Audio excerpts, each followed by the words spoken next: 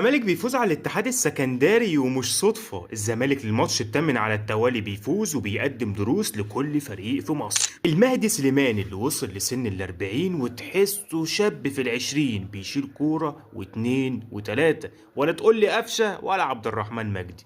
كورة ولا أجمل من فتوح عشان تنزل على راس ناصر منسي، مش مستاهلة غير لمسة عشان تخش في الجول.